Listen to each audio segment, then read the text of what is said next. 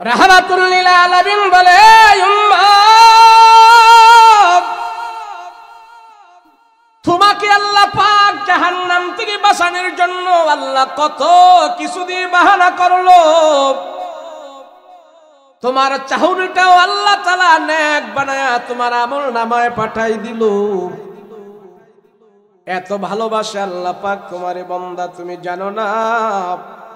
তুমি মনে করো তোমার নেতা তোমারে খুব ভালোবাসে, তুমি মনে করো তোমার ঘরের স্ত্রী সুন্দরী বউ তোমাকে বেশি ভালোবাসে, তুমি মনে করো তোমার মা বাবা তোমারে সবচেয়ে বেশি ভালোবাসে। আল্লাহর বন্ধু রাসূলুল্লাহ বলেন না না না, আল্লাহ যখন তোমাদেরকে ভালোবাসে, আল্লাহ তোমাদেরকে যত মহব্বত করে, পৃথিবীর কোনো মানুষ তোমাদেরকে এত ভালোবাসে না, পৃথিবীর কোনো মানুষ তোমাদেরকে এত ভালোবাসে না, এত মহব্বত করে না। রাসূল বলেন খানায়ে কাবার দিকে তুমি শুধু তাকায়া থাকলা, এই তাকানোটাই আল্লাহ তাআলা তোমার আমল নামায় নেক বানায়া পাঠাইতে থাকে। আল্লাহু আকবার। তুমি খানায়ে কাবায় যেতে পারো না, আরেকটা কাবা আল্লাহ পাক তোমার ঘরের ভিতরে দিয়েছে। রাসূল বলেন তোমার মা বাবার চেহারার দিকে যখন নাকি তুমি মায়ার নজর দিয়া তাকায় থাকছো, তোমার ঘরের ভিতরে আল্লাহ পাক একটা কাবা উদয় করে রাখছে। কাবাটা তোমার ঘরের ভিতরে আল্লাহ দান করেছে।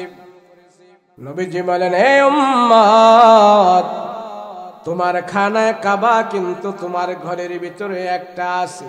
তোমার গর্ভধারিণী মা, ওই মায়ের চেহারার দিকে যখন নাকি তুমি তাকায়া থাকলা, খানায় কাবার দিকে যতক্ষণ পর্যন্ত তাকায়া ছিলা, অতক্ষণ পর্যন্ত যদি তোমার মায়ের চেহারার দিকে তুমি তাকায়া থাকো, খানায় কাবার দিকে তাকায়া থাকার সমান সওয়াব আল্লাহ তোমার আমল নামায় দান করে দিবি।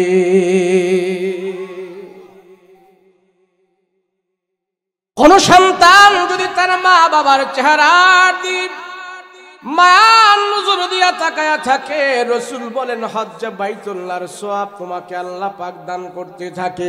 হলো তুমি যেই জামানায় বাস করো, যেই এলাকায় বাস করো, যেই সমাজে বাস করো, যেই দেশের ভিতরে বাস করো, ওই দেশের ভিতরে যদি তুমি হক্কানি কোনো বুজুর্গ আলেম পাও, ওই দেশের ভিতরে যদি কোনো আল্লাহর প্যারা বন্ধুকে তুমি পেয়ে যাও, যেই জামানায় তুমি থাকো সেই জামানায় যদি হক্কানি বুজুর্গ আলেম তোমার সন্তান তুমি সন্তান পাও, ওই হক্কানি বুজুর্গ আলেমের চেহারার দিকে তুমি যতক্ষণ পর্যন্ত তাকায়া থাকো মা, আল্লাহর রাসূল বলেন হক্কানি বুজুর্গ আলেম হলো সে যাকে দেখলে আখিরাতের কথা মনে হয়, যাকে দেখলে কবরের কথা মনে হয়, যাকে দেখলে ঈমান বাড়ে, যার কাছে গেলে আখিরাতের সন্ধান পাওয়া যায়।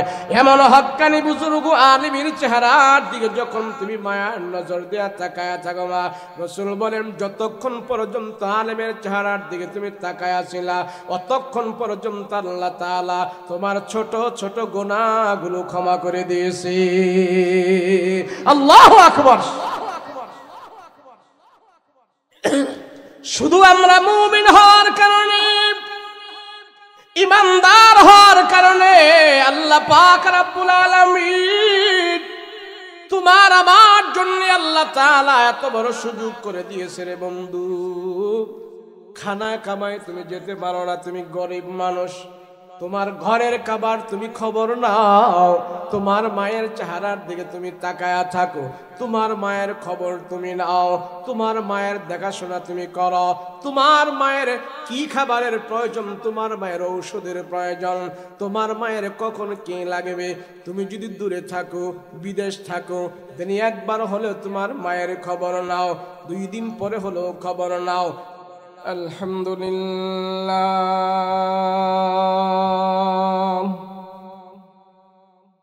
আলহামদুলিল্লাহিল্লাযী খালাকাল ইনসান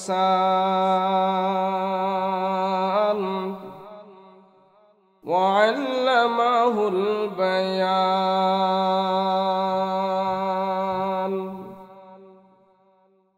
ওয়া আতানাল ঈমান وخلقنا المسلمين والمسلمات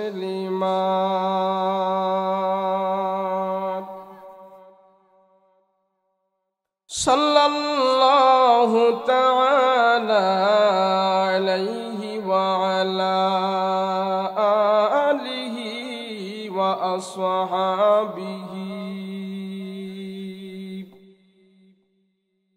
وأزواجه وأهل بيته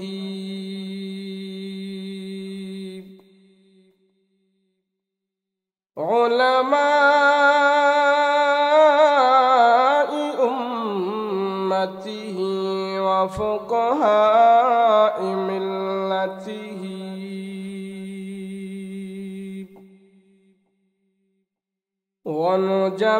ونجباء طريقته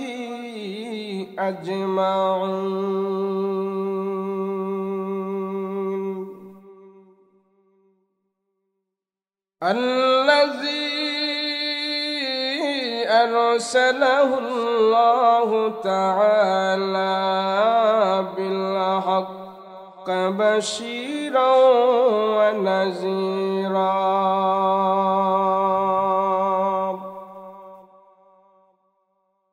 وداعيا إلى الله بإذنه وسراجا منيرا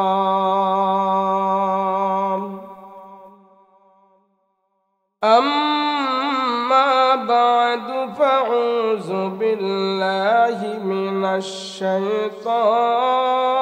الرجيم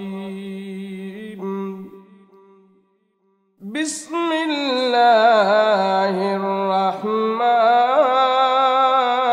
الرحيم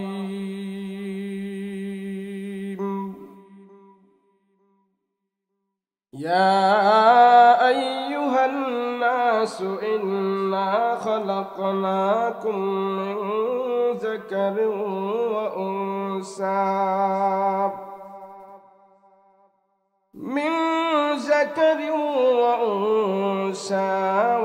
وجعلناكم شعوبا وقبائل لتعارفوا إن أكرمكم عند الله أتقاكم إن الله عليم خبير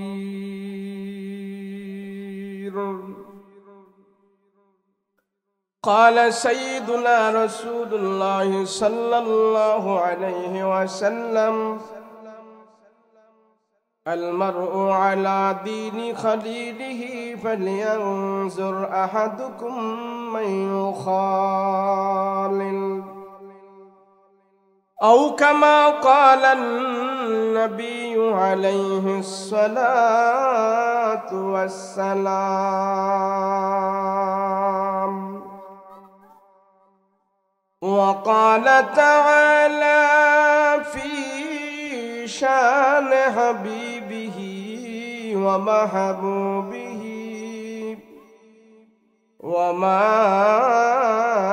أرسلناك إلا رحمة للعالمين صلى الله على سيدنا ومولانا محمد وعلى آله وأصحابه أجمعين بلغ العلا بكماله كشف الدجى بجماله حسنت جميع خصاله صلوا عليه وآله الحمد لله সবাই পড়েন আলহামদুলিল্লাহ পাথরশী পশ্চিমপাড়া যুব সমাজের উদ্যোগে ওয়াজ ও দুআর মাহফিল। আজকের মাহফিলের শ্রদ্ধাভাজন সভাপতি মুফতি ওমর ফারুক সাহেব দামাত বরকাতুহুল আলিয়া, প্রধান অতিথি জনাব মোহাম্মদ শফিউল্লাহ বুলবুল সাহেব, প্রধান মেহমান জনাব মোহাম্মদ সুলাইমান হোসেন সাহেব, সম্মুখ পানভূমিষ্ঠ দিনদার মুত্তাকি পরহেজগার ভাইয়েরা, পর্দার অন্তরালে অবস্থানরত আমার শ্রদ্ধেয় মা বোনেরা, আল্লাহ রাব্বুল আলামিনের আলিশান দরবারে শুকর আদায় করছি যে রব্বুল আলামিন দুনিয়ার সমস্ত ব্যস্ততা থেকে দূর করে কোরআন ও হাদিসের আলোচনা শুনবে এবং বলবো। সেই সুবাদ আল্লাহ পাক আমাকে আপনাকে আসমানের নিচে জমিনের উপরে একত্র করেছেন। এই একত্র হওয়াটা যেন আল্লাহর দরবারে কবুল হয়ে যায়। সকলে বলুন আল্লাহুম্মা আমিন। আরো জোরে বলেন আল্লাহুম্মা আমিন। আমরা এখানে যতক্ষণ বসে থাকব, কেউ 1 ঘন্টা, কেউ 2 ঘন্টা, কেউ আধা ঘন্টা, যে যতটুকুন সময় আমরা যেখানে ব্যয় করব, আমার আপনার 50, 60, 70 বছরের হায়াত থেকে আজকের এই মাহফিলের 1-2 ঘন্টা আল্লাহর দরবারে গুনাহমুক্ত হয়ে পৌঁছে যাবে। কেন? আমরা এখানে বসে কেউ গুনাহ করব না, কথা বলেন ঠিক কিনা? সব খাওয়া দাওয়া, দেখাশোনা করা, কর্ম ব্যস্ততা সব বন্ধ করি। আমরা এখানে একটি কাজ নিয়ে বসে আছি, সেটা হলো আল্লাহ এবং আল্লাহর রসুলের কথা শোনার জন্য আমরা এখন সবাই তৈয়ার হয়ে গেছি, কথা বলেন ঠিক কিনা? সব গুনাহ থেকে আমরা এখন মুক্ত। গুনাহ করছেন বসে আপনারা তখন?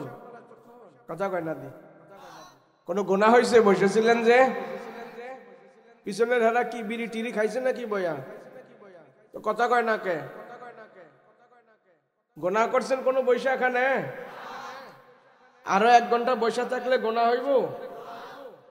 ওয়াজ মাহফিলে আসলে, বসলে, বললে, শুনলে, ওয়াজ মাহফিল দিলে সর্বপ্রথম যে লাভটা হয় সেই লাভটা হইল বান্দা যতক্ষণ এখানে থাকে অতক্ষণ পর্যন্ত সে সর্বপ্রকারের গুনাহ থেকে মুক্ত থাকে। এই যে এতগুলো মানুষকে আজকে এখানে গুনাহমুক্ত একটা প্ল্যাটফর্ম, একটা অবস্থান, একটা সময়, একটা ব্যবস্থাপনা, যে সমস্ত ছেলেরা মেহনত করে আপনাদের সহযোগিতায় এই গুনাহমুক্ত একটা পরিবেশ তারা উপহার দিয়েছেন। এই গুনাহমুক্ত সময়, বর্তমান সময়ে আমাদেরকে যে একটা পরিবেশ করে দিয়েছে, এই যুবকদের পক্ষ থেকে আমি মনে করি তারা সর্ব উৎকৃষ্ট একটা নেকের কাজ এখানে আমাদেরকে উপহার দিয়েছে। এর থেকে বড় আর কোনো নেকের কাজ হতে পারে না। সম্মিলিতভাবে এতগুলো মানুষকে তারা এখানে 1-2 ঘন্টা যে বসিয়ে রাখবি মাহফিলের মাধ্যমে, এই 1-2 ঘন্টা যে আমরা গুনাহ থেকে মুক্ত আছি, এই মুক্ত থাকার সময়টা গুনাহটা যেন না করছি, এই সুযোগটা যারা করে দিয়েছে আল্লাহ তাদের উপরে এই সুযোগ করে দেওয়ার জন্য তাদেরকে আল্লাহ পাক তাদের আমলনামায় সমান পরিমাণ সওয়াব দান করে দিয়েছে। আর এটাই ছিল নবী রাসূলদের উদ্দেশ্য। পৃথিবীতে আল্লাহ লক্ষাধিক নবী প্রেরণ করার উদ্দেশ্যই ছিল এটা, মানুষ যেন জাহান্নাম থেকে বেঁচে যায়, মানুষ যেন নাফরমানি থেকে বেঁচে যায়, মানুষ যেন জুলুম না করে, মানুষ যেন জালেম না হয়, মানুষ যেন জান্নাতি হয়ে যায়, মানুষগুলো যেন আল্লাহর দ্বীন পায়, মানুষগুলো যেন গুনাহ থেকে মুক্ত থাকতে পারে। এই উদ্দেশ্যে আল্লাহ পাক লক্ষাধিক নবী রাসূল দুনিয়াতে প্রেরণ করেছে। নবী রাসূল নাই, সাহাবী নাই, যারা এই কাজগুলো করে নমুনা স্বরূপ তারা কেমন যেন সাহাবাই কেরামের সুন্নত, নবী রাসূলের সুন্নতরাই তারা এই জমিনে বর্তমানে জিন্দা করে দিয়েছে। যত নবী রাসূল দুনিয়াতে আসছে উদ্দেশ্য হলো একটা, জাহান্নাম থেকে যেন মানুষ বাঁচতে পারে। ঈসা নবী থেকে নিয়ে আমাদের নবী পর্যন্ত 600 বছরের এখানে একটা গ্যাপ ছিল। এই 600 বছর পৃথিবীতে কোনো নবী রাসূল আসে নাই। নবী রাসূল না আসার ফলে দাওয়াত ছিল না, তাবলীগ ছিল না, ওয়াজ মাহফিল ছিল না, খতিব ছিল না, বয়ান ছিল না, কালেমার দাওয়াত ছিল না, পীর মাশায়েখ ছিল না, হক্কানি আলেম ছিল না, বুজুর্গ ছিল না, কোরআন তেলাওয়াত করেনেওয়ালা ছিল না, আসমানি গ্রন্থ তেলাওয়াত করে মানুষকে শোনাবে এমন এক পরিবেশ ছিল না। এমন 600 বছর, কয়শো বছর জোরে বলে? আমার কথা বুঝেন? এতটুক কথা বুঝছেন যে 600 বছর দুনিয়াতে কোনো নবী রাসূল ছিল না? কথা কয় না? এই আওয়াজ না করলে আমার আওয়াজও হবে না। আমি যা বলবো তা যদি হা হু করেন তাইলে মনে করবো যে আমার কথাগুলো আপনারা বুঝতেছেন। পৃথিবীতে নবী রাসূল ছিল না কয়শো বছর? 600। ঈসা নবী থেকে নিয়ে আমাদের নবী পর্যন্ত এই 600 বছর কোনো নবী রাসূল ছিল না। আসমানি গ্রন্থের দাওয়াত ছিল না, আসমানি গ্রন্থ পড়ার মতো কোনো মানুষ ছিল না। এই 600 বছর ওয়াজ মাহফিল ছিল না, ইমানি আলোচনা ছিল না, মুজাকারা ছিল না, দাওয়াত ছিল না। না থাকার ফলে এই 600 বছরের মানুষগুলোর চরিত্র শিয়াল কুকুরের চাইতেও আরো বেশি নিকৃষ্ট হয়ে গিয়েছিল। আর সেই 600 বছরের যুগটাকেই বলা হয় আইয়ামে জাহেলিয়াতের যুগ। কিসের যুগ বলেন না? কিসের যুগ? কেমন জাহালাত ছিল জানেন? জাহালাত তাদের দিলের ভিতরে এমন ভাবে ঢুকছে, খানায় কাবা এবং কাবা ঘরের ভিতরে, হাতিমে কাবা এবং কাবা ঘরের ভিতরে তারা পূজা করার জন্য আল্লাহ বানাইছে, খোদা বানাইছে 360টা মূর্তি দিয়া বৃষ্টির জন্য এক খোদা, ফসলের জন্য আরেক খোদা, ব্যবসার জন্য এক খোদা, শিক্ষার জন্য এক খোদা। এমন ভগবান বানাইতে তারা ভগবান বানাইছে 360টা। কয়টা? এক এক সেক্টরের জন্য এক একটা করে তারা খোদা বানাইছে। কেন? ওই মোডা যেডারে পাইছে হেডারে তারা খোদা বানা শুরু করছে। ওই দাওয়াত নাই তো, তালিম নাই তো, গাস্ত নাই তো, ওয়াজ মাহফিল নাই তো, আলেম নাই তো। তো সেজন্য যে যেমনে বুঝাইছে হেডারেই তারা ধর্ম মানছে, এডারে তারা খোদা মনে করছে। চরিত্র নষ্ট হতে হতে হতে হতে এমন হয়েছে তারা নারী পুরুষ একসাথে মিলে খানায় কাবায় উলঙ্গ হইয়া সোয়াবের নিয়তে তোয়াফ করছে। নাউজুবিল্লাহ। আচ্ছা, দেশের মানুষ, সমাজের মানুষ কত বড় গুমরাহ আর কত বড় ফাসাদ ফুজ্জার হইলে মসজিদে গিয়ে উলঙ্গ হইয়া নামাজ পড়বে? বলেন, কত বড় নিকৃষ্ট জঘন্য সমাজ হলে ধর্মও মানবে আবার মসজিদে গিয়ে উলঙ্গ হয়ে নামাজও পড়বে? কত বড় বদ্দিন হলে ওই জাহেলিয়াতের মানুষগুলো এইভাবে বদ্দিন হতে হতে খানায় কাবায় যায় তারা উলঙ্গ হইয়া তোয়াফ পর্যন্ত করেছে। তো যখন নবী রাসূল আসছে, আমাদের নবী আসছে, তো সাহাবায়ে কেরাম তাদেরকে অনেকের জিজ্ঞেস করছে, তোমরা এই খানায় কাবার ভিতরে উলঙ্গ হইয়া তোয়াফ করতে আসো, কারণটা কি? তখন তাদের ভিতর থেকে কেউ কেউ বলে, আরে আমরা তো জামা কাপড় পরে অনেক গুনাহ করছি, আকাম কুকাম করছি, খারাপ করছি, তো এই গুনাহযুক্ত জামা কাপড় নিয়ে আমরা কেমনে আল্লাহর ঘরের ভিতরে যাই? এই জন্য সব জামা কাপড় খুইলা উলঙ্গ হইয়া আমরা আল্লাহর খানায় কাবায় ইবাদত করতে গেছি। যদি এগুলার যদি ইমানি ব্রেন থাকতো, আল্লাহর প্রদত্ত ব্রেন থাকতো, আখিরাতের ভয় থাকতো, তাহলে এই কথা তারা জীবনও কইতো না। আসমানি জ্ঞান থাকলে এরকম কথা তারা জীবনও বলতো না। কথা বলেন ঠিক কিনা? এই মানুষগুলোকে আল্লাহর রাসূল এসে তাওহীদের দাওয়াত দিয়ে, কালেমার দাওয়াত দিয়ে, ঈমানের দাওয়াত দিয়ে এই মানুষগুলোর ভিতর থেকে আল্লাহর রাসূল কিছু মানুষ তৈরি করেছে। এদের ভিতর থেকে একজনের নাম হলেন ওমর, আরেকজনের নাম হলেন দাহিয়া কালবি, আরেকজনের নাম হলেন আবু বকর, আরেকজনের নাম হলেন ওমর, আরেকজনের নাম হলো ওসমান। এইভাবে করতে করতে করতে করতে এই জাহেলের সমাজ থেকে আমার রাসূলুল্লাহ একটা জামাত বের করলেন, ১৬ লক্ষ সাহাবায়ে কেরামের জামাত। যারা মানুষ খুন করত, যারা মদ খাইত, যারা জিনা করত, যারা ব্যভিচার করত, এরা এখন রাসূলুল্লাহর সাথে সঙ্গ হয়ে ঈমান এনে তাওহীদ পেয়ে ইসলাম মেনে মানুষ খুন করবে দূরের কথা, একটা পিপিলিকে পর্যন্ত তারা মারতে সাহস পায় না। সুবহানাল্লাহ। আজকে এই সমাজেও যদি ১৫০০ বছর আগে আমার রাসূল যা কিছু দিয়ে মক্কার জাহালাত দূর করেছেন, ১৫০০ বছর পরে এসে এই ডিজিটাল যুগেও যদি এই দেশের মানুষ সেই আইনগুলো এই সমাজে বাস্তবায়ন করে, এই সমাজের মানুষও সোনার মানুষে পরিণত হয়ে যাবে। কথা বলেন ঠিক কিনা? কিন্তু করবে না। আমরা তো বলি যে ভাই বাংলাদেশে এত চুরিদারি হচ্ছে, এত কিছু না কইরা কোরআন থেকে শুধু একটা আইন করেন, সব ঠিক হয়ে যাবে। পুরা কোরআনের আইন বাংলাদেশে বাস্তবায়ন করার দরকার নাই, শুধু একটা আয়াত সংসদে পাশ করা হোক। কয়টা আয়াত? সেটা হলো সুর ধরা পড়ছে, প্রমাণ পাওয়া গেছে সুর, সাথে সাথে আপনার তার হাত কাইটা দেন, হাত কাইটা ঝুলাই দেন যে অমুক সূরার হাত এটা, এক সূরার হাত কাটলে পুরা ইসলাম পুর ভালো হয়ে যাবে। কথা বলেন ঠিক কিনা? কিন্তু করবে কি? করবে কে? সে চিন্তা করে হায় হায় আমি কাটটা করবো, আমিও তো এই তালেই আছি। কথা কোন ঠিক না?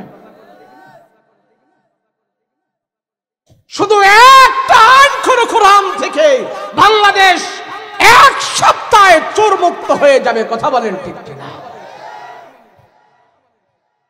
আর না হলে ৫৩ বছর গেছে তো স্বাধীনতার, আরো ৫৩ বছর যাবে, গরু চোর এটা হবে গিয়া দেশের সবচেয়ে বড় চোর, মুরগি চোর হ্যাঁ হবে গরু চোর, গরু চোর হ্যাঁ হবে সরকারি টাকা মাইরা খাইব, সরকারি টাকা মাইরা এতদিন খাইছে, এখন আর দেশে কিছু করব না, দেশের টাকা সব বিদেশে নিয়ে ভাগ্যা, বিদেশে যায় আসে বাড়ি গাড়ি করবে, বাঙালি না খায়া মরবে, তার কিচ্ছু আসে যায় না, এমন চোর অহরহর বাংলাদেশে বাড়বে। কথা বলেন ঠিক কিনা? যাজ্ঞা এটা আমার আলোচনা না, এটা কইলাম আগে একটু। কেন এখন তো ওয়াজ করা বিপদ, একদল ক্ষমতাতে গেছে আরেক দল আইছে, মানে হেগল লাগে আমগো বিপদ। বিপদ কি জানেননি? সব কথা এখন আমরা কইতে পারি না ওয়াজ মাহফিলে। আমরা হুজুররা সব সময় বিপদে আছি। যতদিন পর্যন্ত হুজুররা বিপদ মুক্ত না হইব, বাংলাদেশের পাবলিকও বিপদ মুক্ত হইত না। কিলার কাট কথা। টুপিওয়ালা করে যন্ত্রণা দিও না, তোমরাও যন্ত্রণা খাইও না। কথা বলেন ঠিক কিনা? টুপিওয়ালারা নিরপরাধ। এদেশের সরকারি কোনো একটা টাকার মধ্যে, কোনো একটা চুরির মধ্যে একজন টুপিওয়ালা আলেম ধরা পড়ে নাই, আলহামদুলিল্লাহ বলেন। এজন্য আমরা বলি যারা ইমানদার, মুত্তাকি, পরহেজগার, তাদেরকে জ্বালা যন্ত্রণা কইরেন না, বেশি দিন টিকতে পারতেন না। কথা কোন ঠিক কিনা? যাক, আমি রাজনীতির ওয়াজ আমার দরকার নাই, আইসি পরিবেশ কারণে, আমলের কারণে, আরে দেশের কারণে কিছু কথা না বইলেও পারা যায় না। যাই হোক, আমরা বাংলাদেশে চলবো, বিদেশে চলবো, যতদিন আমরা চলি, ছোট ছোট কিছু আমল আছে। ইমানদার মুত্তাকি পরহেজগারেরা তারা যখন দুনিয়াতে চলবে, আল্লাহকে ভয় করে চলবে, ছোট ছোট কিছু জিনিস আছে, ইমানদারদেরকে আল্লাহ ভালোবাসা অল্প অল্প জিনিসের ভিতরে আল্লাহ ইমানদারদের জন্য বিশাল বড় বড় ডিসকাউন্ট আল্লাহ দিয়েছেন। এমন এমন কিছু ইবাদত আমার আপনার জন্য আল্লাহ করে দিয়েছেন, যে ইবাদত মুখে নাড়ায়া কিছু বলতে হয় না, জবান নাড়ায়া বলতে হয় না, চোখ দিয়ে আপনি তাকায়া থাকবেন, এই তাকায় থাকাটাও আল্লাহ পাক আপনার আমল নামায় নেক বাড়াইয়া পাঠাই দিবেন। সুবহানাল্লাহ। কেন জানেন? ইমানদার হওয়ার কারণে, মুমিন হওয়ার কারণে। মুমিন ইমানদার হওয়ার কারণে পৃথিবীতে যত ধর্মগ্রন্থ আছে আমি জানি না কোন ধর্মগ্রন্থে এমন আছে যে টাকা থাকলে সওয়াব হয়। আছে? এটার সাউন্ডটা ভাই সাহেব একটু দেন চান দিয়ে এটা সুন্দর করে, মাইকটা খুব ভালো সাউন্ড হইতেছে, আরো সুন্দর করেন। ইমানদার মুমিন মুসলমান হওয়ার কারণে আল্লাহ মুমিনকে এত ভালোবাসে, নামাজিকে আল্লাহ এত ভালোবাসে, তাওহীদ প্রেমিক মানুষকে আল্লাহ এত ভালোবাসে। আল্লাহ বলে যারা স্বীকার করেছে তাদেরকে আল্লাহ এত ভালোবাসে যে তোমার হাসিটাও আল্লাহ পাক নেকের পাল্লায় ওজন দিয়া হাসরের ময়দানে তোমার আমল নামায় আল্লাহ বলে দিবে এটাও তোমার জন্য একটা নেক হয়ে গিয়েছে। মুমিনকে আল্লাহ এত ভালোবাসে। আমি সমাজের কোন মানুষের সাথে হাসি মুখে মুসাফা করলাম, এই হাসি মুখে মুসাফাটাও আমার আমল নামায় নেক হয়ে গেছেন। সুবহানাল্লাহ। সেজন্য মুমিনকে আল্লাহ এত ভালোবেসে ছোট ছোট কিছু জিনিসের ভিতরে আল্লাহ বড় বড় নেক আমল দান করে রাখছে। রাসূল বলেন মুমিন তুমি যখন ঈমানের নজরে, ঈমানওয়ালা মুমিন যখন নাকি তার ঈমানের চক্ষু দিয়ে কিছু জিনিসের দিকে তাকায় থাকে, এই তাকানোটাও আল্লাহ পাক পছন্দ করে তার আমল নামায় নেক বানায়া পাঠাইতে থাকে। পৃথিবীতে এমন জিনিস আছে তিনটা, মুমিনের জন্য পৃথিবীতে তিনটা জিনিস আছে। এই তিনটা জিনিসের দিকে যখন নাকি মুমিন তাকায়া থাকবে, তাকায়া থাকাটা তার জন্য আল্লাহ পাক পুণ্য বানায়া দিবে, নেক বানায়া দিবে। হাসরের ময়দানে সে নেকগুলো কাজে লেগে যাবে। কয়টা জিনিস জোরে বলেন না কয়টা? আল্লাহর নবী রাহমাতুল লিল আলামিন বলে উম্মত, মায়ার আল্লাহ দয়ার আল্লাহ তোমারে কত ভালোবাসে তুমি তো জানো না রে উম্মত। তোমারে কিছু কিছু জিনিস আল্লাহ দিয়েছে, শুধু তাকায় থাকবা তোমার আমল নামায় নেক, তোমার আমল নামায় সওয়াব। রাসূল বলেন জবান নাড়া তুমি নাড়াচাড়া করতে হবে না, জবান নাড়া তুমি বলতে হবে না, আওয়াজও করতে হবে না, শুধু তাকায় রইলা। এক নাম্বার হলো আল্লাহর খানায়ে কাবা। যদি কোন মুমিন তার মায়ার নজরে ইমানি নজর দিয়া খানায়ে কাবার দিকে তাকায় থাকে, কেউ যদি 1 ঘন্টা পর্যন্ত খানায়ে কাবার দিকে তাকায় থাকে, আধা ঘন্টা পর্যন্ত খানায়ে কাবার দিকে তাকায় থাকে, ওই যে কালো গিলাপ, ওই কালো গিলাপের দিকে দেখবেন অনেক হাজী সাহাবেরা তাকায় আছে। ডাইনে তাকায় না, বামনে তাকায় না, পিছনে তাকায় না, সামনে তাকায় না, উপরেও তাকায় না, নিচেও তাকায় না। যারা হজ করতে গেছেন দেখবেন অনেক হাজী সাহাব আছে এইভাবে খানায়ে কাবার দিকে শুধু তাকায় থাকে, তাকায় থাকে। রাসূল বলেন ঈমানি নজর দিয়া যতক্ষণ পর্যন্ত আল্লাহর খানায়ে কাবার দিকে তুমি তাকায় রইলা, অতক্ষণ পর্যন্ত আল্লাহ তাআলা তোমার গুনাহ মাফ করতে থাকতেছে, অতক্ষণ পর্যন্ত তোমার আমল নামায় আল্লাহ নেকি দান করতেছে। রাহমাতুল লিল আলামিন বলে উম্মত তোমাকে আল্লাহ পাক জাহান্নাম থেকে বাঁচানোর জন্য আল্লাহ কত কিছু দিয়ে বাহানা করলো। তোমার চাহুনিটাও আল্লাহ তাআলা নেক বানায়া তোমার আমল নামায় পাঠাই দিল। এত ভালোবাসে আল্লাহ পাক তোমারে বান্দা, তুমি জানো না? তুমি মনে করো তোমার নেতা তোমারে খুব ভালোবাসে, তুমি মনে করো তোমার ঘরের স্ত্রী সুন্দরী বউ তোমাকে বেশি ভালোবাসে, তুমি মনে করো তোমার মা বাবা তোমারে সবচেয়ে বেশি ভালোবাসে। আল্লাহর বন্ধু রাসূলুল্লাহ বলেন না না না, আল্লাহ যখন তোমাদেরকে ভালোবাসে আল্লাহ তোমাদেরকে যত মহব্বত করে পৃথিবীর কোনো মানুষ তোমাদেরকে এত ভালোবাসে না, পৃথিবীর কোনো মানুষ তোমাদেরকে এত ভালোবাসে না, এত মহব্বত করে না। রাসূল বলেন খানায়ে কাবার দিকে তুমি শুধু তাকায়া থাকলা, এই তাকানোটাই আল্লাহ তাআলা তোমার আমলনামায় নেক বানায়া পাঠাইতে থাকে। আল্লাহু আকবার। তুমি খানায়ে কাবায় যেতে পারো না, আরেকটা কাবা আল্লাহ পাক তোমার ঘরের ভিতরে দিয়েছে। রাসূল বলেন তোমার মা বাবার চেহারার দিকে যখন নাকি তুমি মায়ার নজর দিয়া তাকায়া থাকছো, তোমার ঘরের ভিতরে আল্লাহ পাক একটা কাবা উদয় করে রাখছে। কাবাটা তোমার ঘরের ভিতরে আল্লাহ দান করেছে। নবীজি বলেন হে উম্মত, তোমার খানায় কাবা কিন্তু তোমার ঘরের ভিতরে একটা আছে। তোমার গর্ভধারিণী মা, ওই মায়ের চেহারার দিকে যখন নাকি তুমি তাকায়া থাকলা, খানায় কাবার দিকে যতক্ষণ পর্যন্ত তাকায়া ছিলা, অতক্ষণ পর্যন্ত যদি তোমার মায়ের চেহারার দিকে তুমি তাকায়া থাকো, খানায় কাবার দিকে তাকায়া থাকার সমান সওয়াব আল্লাহ তোমার আমল নামায় দান করে দিবি।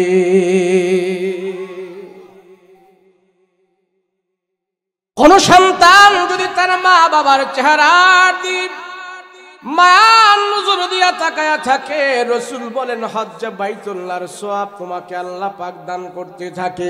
হলো তুমি যেই জামানায় বাস করো, যেই এলাকায় বাস করো, যেই সমাজে বাস করো, যেই দেশের ভিতরে বাস করো, ওই দেশের ভিতরে যদি তুমি হক্কানি কোনো বুজুর্গ আলেম পাও, ওই দেশের ভিতরে যদি কোনো আল্লাহর প্যারা বন্ধুকে তুমি পেয়ে যাও, যেই জামানায় তুমি থাকো সেই জামানায় যদি হক্কানি বুজুর্গ আলেম তোমার তুমি সন্ধান পাও, ওই হক্কানি বুজুর্গ আলেমের চেহারার দিকে তুমি যতক্ষণ পর্যন্ত তাকায়া থাকো মা, আল্লাহর রাসূল বলেন হক্কানি বুজুর্গ আলেম হলো সে যাকে দেখলে আখিরাতের কথা মনে হয়, যাকে দেখলে কবরের কথা মনে হয়, যাকে দেখলে ঈমান বাড়ে, যার কাছে গেলে আখিরাতের সন্ধান পাওয়া যায়। এমন হক্কানি বুজুর্গ আলেমের চেহারার দিকে যখন তুমি মায়ার নজর দিয়ে তাকায়া থাকো মা, রাসূল বলেন যতক্ষণ পর্যন্ত আলেমের চেহারার দিকে তুমি তাকায়া ছিলা, অতক্ষণ পর্যন্ত আল্লাহ তাআলা তোমার ছোট ছোট গুনাহগুলো ক্ষমা করে দিয়েছে। আল্লাহু আকবার। শুধু আমরা মুমিন হওয়ার কারণে, ইমানদার হওয়ার কারণে আল্লাহ পাক রব্বুল আলামিন তোমার আমার জন্য আল্লাহ তাআলা এত বড় সুযোগ করে দিয়েছে রে বন্ধু। খানা কামায় তুমি যেতে পারো না, তুমি গরিব মানুষ, তোমার ঘরের খাবার তুমি খবর নাও, তোমার মায়ের চেহারার দিকে তুমি তাকায়া থাকো, তোমার মায়ের খবর তুমি নাও, তোমার মায়ের দেখাশোনা তুমি করো, তোমার মায়ের কি খাবারের প্রয়োজন, তোমার মায়ের ঔষধের প্রয়োজন, তোমার মায়ের কখন কি লাগবে, তুমি যদি দূরে থাকো, বিদেশ থাকো, তিনি একবার হলেও তোমার মায়ের খবর নাও, 2 দিন পরে হলেও খবর নাও, সপ্তাহ পরে হলেও তুমি খবর নাও। যতবার তুমি খবর নিবা অতবার আল্লাহ তাআলা তোমার উপরে রহম দান করতে থাকবে। আল্লাহু আকবার। মানুষ আজকে সমাজের পরিস্থিতি এমন হয়ে গেছে, আমরা তো দেখি সমাজে সব মানুষ হাসি মুখে, সালাম মুসাফা আদর কদর সব ঠিক আছে, রাস্তাঘাটে বের হলে একজনকে একজনে সালাম দিচ্ছে, খুব হাসি মুখে কথা বলতেছে। আসলে বর্তমান সমাজে অরিজিনাল হাসি কোনো মানুষের মুখে নাই আমার মনে হয়। রাস্তাঘাটে দেখা হলে একজনে আরেকজনকে হাসি দিয়ে যে সালাম দেয়, এটা আসল হাসি না, এটা প্লাস্টিকের হাসি হয়ে গেছে। দিল থেকে আসল হাসি আসে না মানুষের। এখন আসবো কিভাবে? এই যে দিল, এটা তো সবচেয়ে বড় নাপাক আর গান্দা হয়ে আছে, গোমরা হয়ে গেছে। এর জন্য আল্লাহ দুনিয়ার বুকে রহমত, বরকত, শান্তি সব আল্লাহ উঠাইয়া নিয়ে আনিছে। আমি যদি বলি যে আলেম ওলামা ছাড়া, এই বাচ্চারা এই বসো, আমি যদি বলি যে আলেম ওলামা ছাড়া, মাদ্রাসার হুজুর ছাড়া আজকে সকালে কয়জনে কোরআন তেলাওয়াত করছেন, হাত কয়টা উঠবো দেখি? করছি কয়েকটা, মাশাআল্লাহ মাশাআল্লাহ আলহামদুলিল্লাহ। এলাকার নাম কমু না, কোন কোন এলাকায় যাই আমরা বলে ভাই সকালবেলা কোরআন পড়ছেন কয়জনে, সব আপনাকে তো হাত উঁচু 2 জন, আর তাদের সবার মাথা নিচে জায়গায় একজনও হাত উঠায় না। যে ঘরে প্রত্যেক দিন কোরআনের তেলাওয়াত হবে, আল্লাহর রাসূলের ওয়াদা, ধারণা অতীত সেই ঘরে আল্লাহ রিজিকের ব্যবস্থা করবে, ধারণা অতীত তার ঘরের ভিতরে আল্লাহ রহমত বরকত শান্তি ঢেলে দিবে। আমরা মুসলমান, আমরা মুসলমান, আমরা তো মনে করি আমেরিকা, লন্ডন, জাপান, টাকা, হারাম, সুদ খাইয়া কিছু পয়সা কামাইতে পারলেই মনে হয় অনেক কিছু পাইয়া গেছে। আরে বেটা না, তাম পৃথিবীর মুখে যে একটা গ্রন্থ চ্যালেঞ্জ করে রাখছে তার নাম হলো আল কোরআন। কথা বলেন কি? সারা পৃথিবীর মুখে কোরআন কিয়ামত পর্যন্ত চ্যালেঞ্জ করবে, আমার কাছে আসো। আদর্শলিপি 10 পৃষ্ঠা বইয়ের একটা হাফেজ নাই। গীতা, মহাভারত, রামায়ণ, ত্রিপিটক, দেব, জিন্দা, মেস্তা, শোলক, সহিফা, দীঘানিকা, যত ধর্মগ্রন্থ আছে একটা ধর্মের গ্রন্থেরও হাফেজ দুনিয়াতে নাই। কথা বলেন ঠিক কিনা? কথা কয় না? আছে, হাফেজ আছে, কিন্তু শুধু বাংলাদেশ ছোট্ট একটি দেশ, এই দেশের ভিতরেই বর্তমানে 25 লক্ষের উপরে কোরআনের হাফেজ আছে। আলহামদুলিল্লাহ।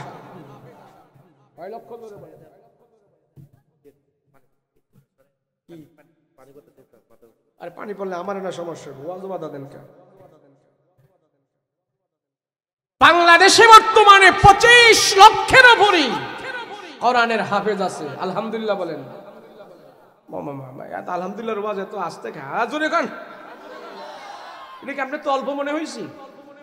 সৌদি আরবে কোরআন নাজিল হয়েছে, নবী রাসূল এসেছে, সেই সৌদি আরবে 25 লক্ষ কোরআনের হাফেজ নাই। শুধু বাংলার এই ক্ষুদ্র জমিনে 25 লক্ষের উপরে কোরআনের হাফেজ আল্লাহ তৈরি করে দিয়েছে।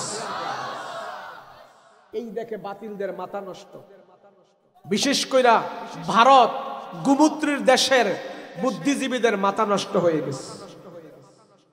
বাংলাদেশকে যদি দমাইতে চাও, বাংলাদেশ নিয়ে যদি মাতবুরি করতে চাও, তাহলে বাংলাদেশের টুপিওয়ালাদের গায়ে তকমা লাগায় দাও। টুপিওয়ালাদেরকে কিছুদিন পর পর মৌলবাদ, জঙ্গিবাদ, এইবাদ হেইবাদ দিতে দিতে আলেম ওলামাদের নামে বদনাম করতে করতে জনগণ থেকে তাদেরকে ডিভাইড করে দূরে রাখার বহু ষড়যন্ত্র চলছিল, বাদ দেওয়ার ষড়যন্ত্র চলছিল। আলহামদুলিল্লাহ সব ষড়যন্ত্র ধূলিসাৎ হয়ে এই জমিনে স্বীকৃতি পেয়েছে। কোন একজন টুপিওয়ালাও জঙ্গিবাদী ছিল না। কথা বলেন ঠিক কিনা?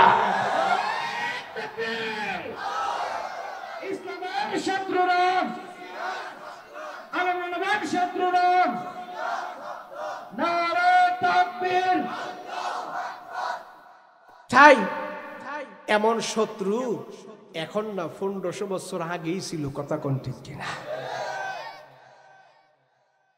আমি অসুস্থ মানুষ, লম্বা ওয়াজ করতাম না, আর কোনো ফাও কথাও বলতাম না, কামের কথা দুইটা কইয়া চইলা যাম, দেন না গলা গের গের করে। কয়দিন আগে অ্যাক্সিডেন্ট করছি, এনে সিঁড়ি লাগছে 60টা। কয়টা লাগছে? 60টা।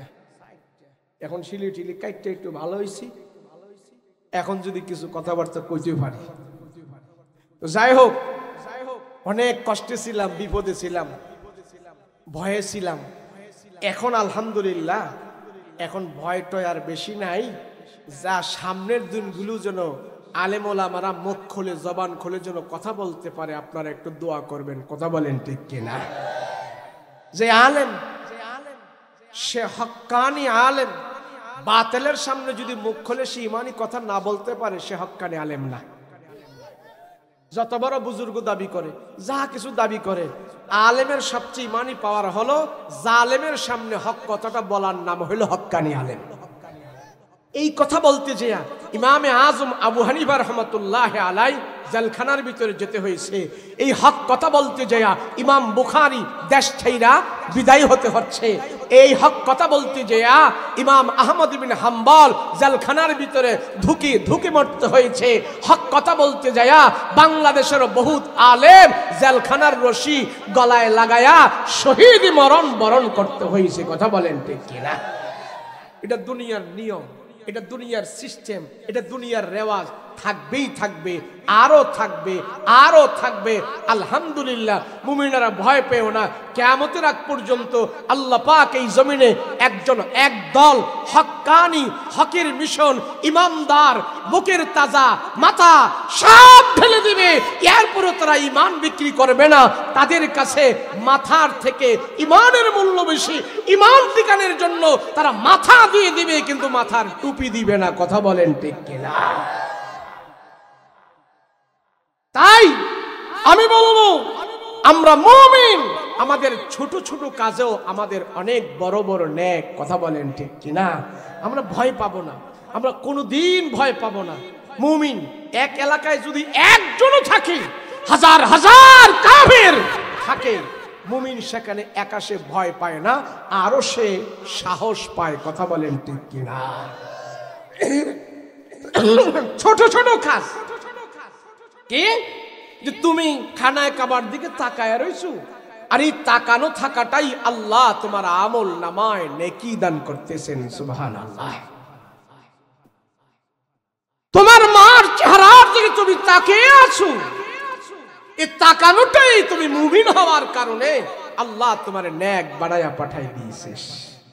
কোন হিন্দু, কোন বৌদ্ধ, খ্রিস্টান, নাসারা, বেঈমান, তারা যদি তার মায়ের দিকে মায়ার নজর দিয়ে তাকায় থাকে, তার আমল নামায় কোনো সওয়াব হবে না। কথা বলেন ঠিক কিনা?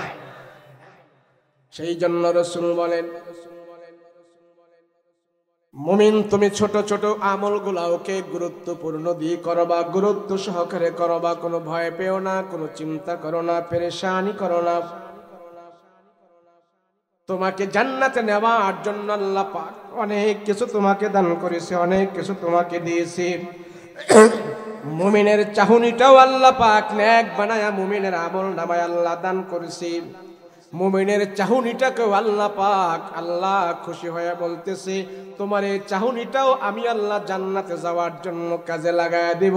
এর জন্য আমি আল্লাহ মুমিনকে সবচেয়ে বেশি ভালোবাসি, সবচেয়ে বেশি ভালোবাসি। ইমাম আহমদ ইবনে হাম্বল রাহমাতুল্লাহ আলাইহি জগৎ বিখ্যাত একজন আলেম। বুখারী, তিরমিজি, আবু দাউদ, ইবনে মাজাহ, মুসলিম শরীফ, সিয়াসিত্তার কিতাবের আগে যেই কিতাবটা বিশুদ্ধ কিতাব ছিল তার নাম ছিল মুসনাদে আহমদ। একটা ইলমি কথা বলি, মুসনাদে আহমদ কিতাবের ভিতরে উনি 40,000 হাদিস দিয়ে সেই কিতাবটা উনি রচনা করলেন। 40,000 হাদিস দিয়ে যখন নাকি কিতাব রচনা করলো, 40,000 হাদিস দিয়ে কিতাব রচনা করে ওনার নাম হলেন মুসনাদে আহমদ। সেই কিতাবের নাম হলো মুসনাদে আহমদ। আহমদ ইবনে হাম্বল রাহমাতুল্লাহ আলাইহি বলে, আমি একজন যুবক দেখেছি, যে যুবক এত বড় আলেম না, এত বড় কিছু না, সে যুবক একটা আমল করেছে, সে আমল করে আল্লাহর দরবারে প্রিয় বান্দা হয়ে গেছে। এই আমলটা বারবার করার কারণে আল্লাহ পাক রব্বুল আলামিন তার জবানটারে পবিত্র বানায়া দিয়েছে। এই পবিত্র জবান দিয়ে সে আল্লাহর কাছে যা চাইতো, আল্লাহ সাথে সাথেই তারে তা দান করে দিত। আল্লাহর কাছে প্রিয় বান্দা হওয়ার জন্য আপনার অত কিছু দরকার নাই। বিশাল বড় মুফতি হতে হবে, আলেম হতে হবে, মাস্টার হতে হবে, ডাক্তার হতে হবে, বিশাল বড় কিছু হতে হবে তা না। নবীর একজন সাহাবী ছিলেন, যে যুদ্ধে পাঠাইতো সেই যুদ্ধই লাভ করত। সেই সাহাবীর মাত্র 4টা সূরা জানা ছিল। কয়টা সূরা বলেন না? কয়টা সূরা? কিন্তু যেই যুদ্ধে পাঠাইতো ওই যুদ্ধেই সেই জয় লাভ করত। তার নাম হলেন খালিদ ইবনে ওয়ালিদ। সুবহানাল্লাহ। তাইলে আল্লাহর কাছ থেকে বিজয় পাওয়ার জন্য বড় শর্ত না, দিল তাজা করা, ইমাম তাজা করা হইল শর্ত। কথা বলেন ঠিক কিনা? আহমদ ইবনে হাম্বল রাহমাতুল্লাহ আলাইহি বলে, দুনিয়ার মানুষ, আমার জীবনে আমি একটা যুবক দেখেছি, তার জবান দিয়ে সে যা আল্লাহর কাছে চায় আল্লাহ তাই তারে দান করে দেয়। আহমদ ইবনে হাম্বল বলে, আমি একদিন রাস্তা দিয়ে হাঁটতেছি, হাঁটতে হাঁটতে আমি অনেক দূর গেলাম। অনেক দূর যাওয়ার পর আমার উদ্দেশ্য হইল আমি অমুক জায়গায় যাব, সেখানে আল্লাহর রাসূলের হাদিস আছে, সেখান থেকে আমি হাদিস সংগ্রহ করব। হাঁটতে হাঁটতে যখন নাকি দিন পেরিয়ে সন্ধ্যা হয়ে গেল, এশারের নামাজ এক মসজিদে পড়লেন। মসজিদে নামাজ পড়ার পর চিন্তা করলো, এত রাত্রে মরুভূমি দিয়ে হাঁটাটা ঠিক হবে না, মরুভূমি দিয়ে এত রাত্রে আমি হাঁটতে পারবো না, ভয় ভয় লাগে। মসজিদের ভিতরে যায় উনি ঘুমায় গেল। কিছুক্ষণ পরে উঠে জিজ্ঞাসা করবে, এই নিয়তে একটু এশারের নামাজের পরে মসজিদে কাত হইল। মসজিদের দারোয়ান এসে, মসজিদের খাদেমরা এসে বলতেছে, ও মিয়া উঠেন, আমাদের মসজিদে কোনো অপরিচিত লোক আমরা থাকতে পারবে না, এটা আমাদের কমিটির সিদ্ধান্ত, আপনি বের হয়ে যান। রুক্ষ মেজাজে বললেন, বের হন, আপনি বের হন, মসজিদে কোনো থাকা যায় না, বের হন।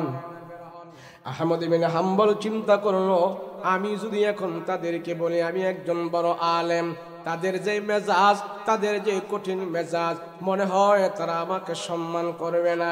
সেই জন্য আহমদ ইবনে হাম্বল বলল, ঠিক আছে ভাই, তোমাদের মসজিদে যদি না থাকা যায় আমি চলে যাই, তোমাদের মসজিদে থাকবো না। মরুভূমি দিয়ে রাতের বেলা হাঁটতেছে, আবার ভয় ভয় লাগতেছে, এত জনমানব শূন্য এলাকা, রাতের বেলা হাইটা অত দূর রাস্তা যাওয়া যাবে না। কিছুক্ষণ হাঁটার পর উনি দেখতে পাইলেন মরুভূমির ভিতরে কিছু দোকান দেখা যায়। ওই দোকানের দিকে তাকায় দেখলো আগুন দেখা যায়। মনে মনে ভাবলো, যেখানে আগুন জ্বলতেছে সেখানে মানুষেরও সন্ধান আছে। আস্তে আস্তে করে হাঁটি পা করে আগুনের কাছে যায় দেখে এটা কোনো সাধারণ আগুন নয়, তন্দুরের রুটির চুলার আগুন জ্বলতেছে। আর এই চুলাটা জ্বলতেছে, একটা যুবক সেখানে দোকানটা পরিচালনা করতেছে।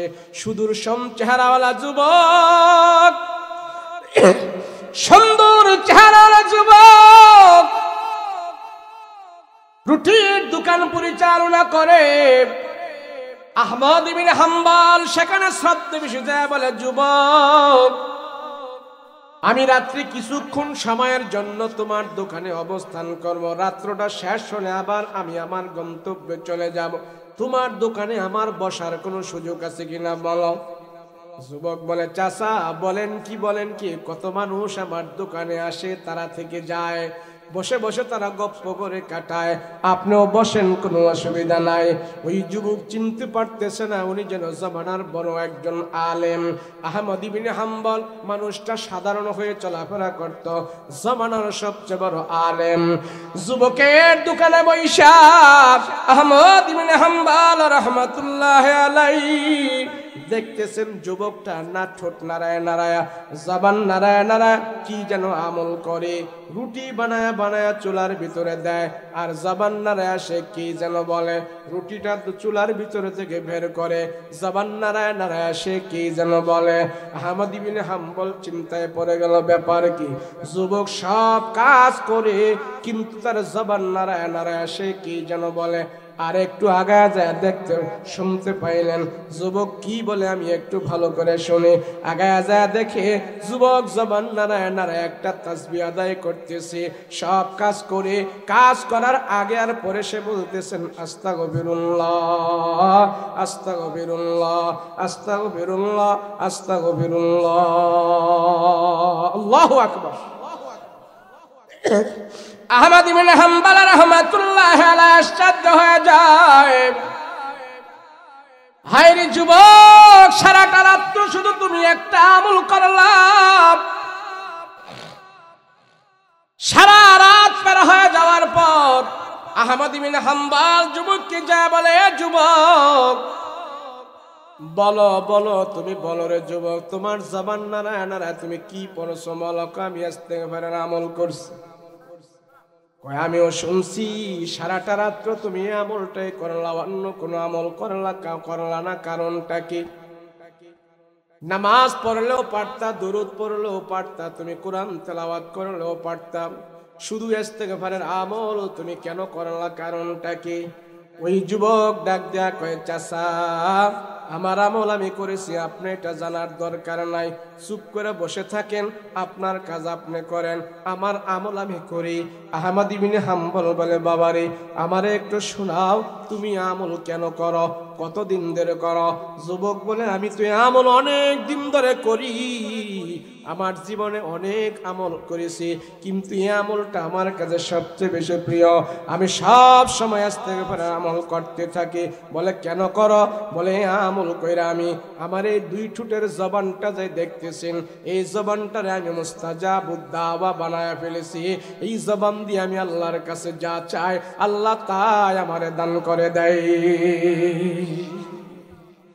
ওনার একটু সন্দেহ হইল, বেচারা কয় কি আমি এত বড় আলেম, আমার জবান দিয়া যা আল্লাহর কাছে চাই তাই আমি পাই না, আর সে কয় ইস্তেগফার ইস্তেগফার, ইয়ামুল করে সে আল্লাহর কাছে যা চায় তাই পায়, এটা তো আশ্চর্যের কথা। আহমদ ইবনে হাম্বল বলে যুবক, তোমার এই জবান পবিত্র জবান, আল্লাহর কাছ থেকে তুমি কি কি পেয়েছো আমাকে শোনাও। যুবক বলে না না, আপনাকে কেন শোনাবো, আমার বরকত নষ্ট হয়ে যাবে, কেন আপনাকে শোনাবো? আহমদ ইবনে হাম্বল বলে যুবক, তোমার পবিত্র জবান দিয়ে আল্লাহর কাছ থেকে তুমি কি কি পেয়েছো? বলে যা দরকার তাই পাইছি। বলে আর কোনো বাকি আসেনি? কয় না, দুনিয়ার চাওয়া পাওয়া আমার কোনো বাকি নাই, এত কিছু দুনিয়া আমার দরকার নাই, সব চাওয়া পাওয়া কি শেষ হয়ে গেল তোমার? বলে হ্যাঁ। আর কি বাকি আছে বলো?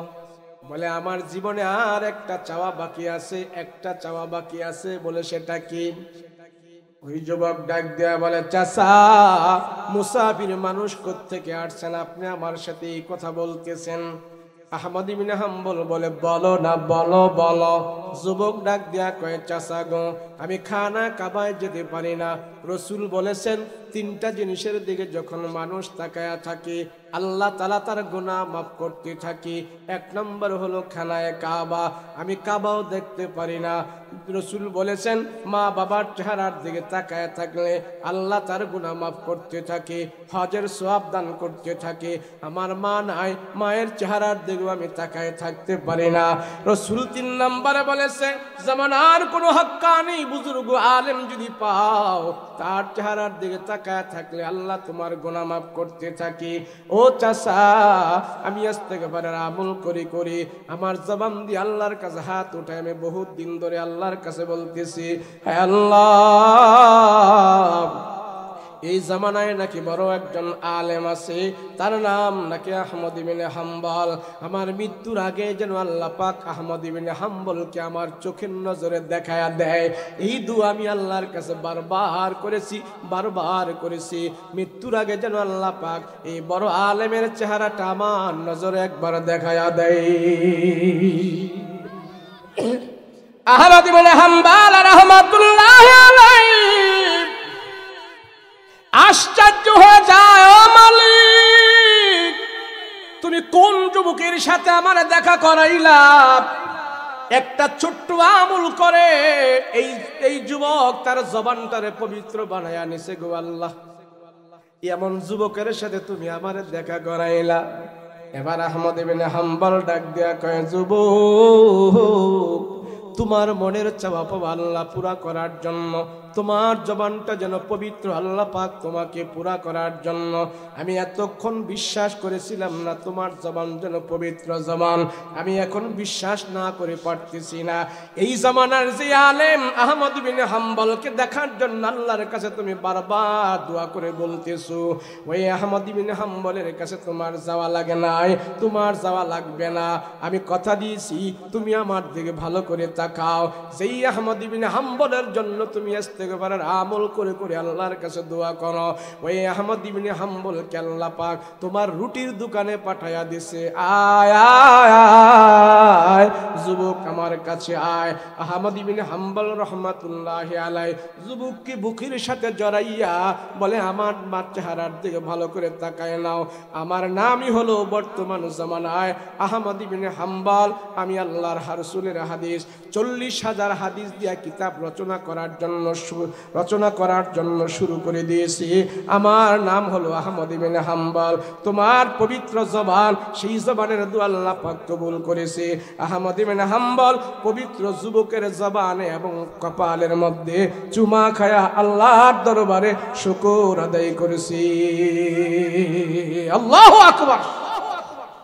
এই কথাটা বলার কারণ হইল আপনাদের এই ছেলেরা, আপনাদের এই যুবকেরা, তারা মিলে যে এই কাজটা করলো, ওয়াজ মাহফিল দিল, এটা কি ভালো করলো না খারাপ করলো? আপনারা মুরব্বীরা সহযোগিতা করেছেন আর ছেলেরা মিলে আয়োজনটা করেছে।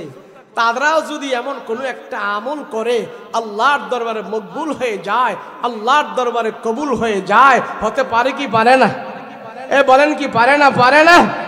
যেই যুবকেরা গান বাদ্যের কথা ছিল, যেই যুবকেরা নারী আইনা নাচানের কথা ছিল, সেই যুবকেরা মিলে কোরআনের মাহফিল দিল। এর চেয়ে বড় আর এই যুবক থেকে আপনি কি আশা করেন? কথা বলেন ঠিক কিনা? এতগুলো মানুষকে তারা গুণামুক্ত একটা পরিবেশ দিয়েছে, এতগুলো মানুষকে তারা গুণামুক্ত একটা সময় দিয়েছে। এই সমাজের এই যুবকেরা সবচেয়ে বড় নেকের কাজ করেছে। কথা বলেন ঠিক কিনা? আপনারা মুরব্বীরা তাদের সাথে সহায় থাকবেন, আর্থিক দিয়ে, সময় দিয়ে, জান দিয়ে, মাল দিয়ে যুবক ছেলেদেরকে আপনারা একত্র রাখবেন এবং এই একত্র রেখে তাদেরকে বলবেন তোমরা দিনের জন্য আগে চলো, আমরা তোমাদের সাথে আছি। কথা বলেন ঠিক কিনা? বাকি জনম এই ছেলেরা প্রথম মাহফিল দিছে, বাকি যত মাহফিল দিবে আপনারা সাথে থাকবেন তো ইনশাআল্লাহ, সহায় থাকবেন তো ইনশাআল্লাহ। আল্লাহ মাহফিল কবুল করেন বলেন আমিন। এই আয়োজন কবুল করেন বলেন আমিন। অনেক কষ্ট করে আসে মুসাফির মানুষ, আমি আপনাদের জন্য দোয়া করি। আমার পরে আরো মেহমান আছেন, ইনারা দোয়া করবেন। এনারা শরীর সুস্থ হলে, কোনোদিন দেখা হলে লম্বা টাইম দিব। এত দূরে ডাক্তার বলে দিছে যায়েন না, রেস্ট নেন। রেস্টেই আসিলাম, চলে আসছি। আরো কিছু বলার হুজুর আছে, না থাকলে কইতাম। আলহামদুলিল্লাহ, আল্লাহ আমাদের কবুল করেন বলেন আমিন। এই ফোন করলে দাওয়াত দিলে সইলাম, আপনার ভালোবাসা দেখছি। আল্লাহ আমাদের জানে মালে বরকত দেন, আল্লাহ আমাদের ইমানে আমলে বরকত দেন। এই মাহফিলকে আল্লাহ কবুল করেন, যুবকদেরকে আল্লাহ কবুল করেন, যুবকদের প্রত্যেককে আল্লাহ ইমাম হাসান হুসাইনের মতন কবুল করেন বলেন আমিন। আসসালামু আলাইকুম ওয়া রাহমাতুল্লাহি ওয়া বারাকাতুহু।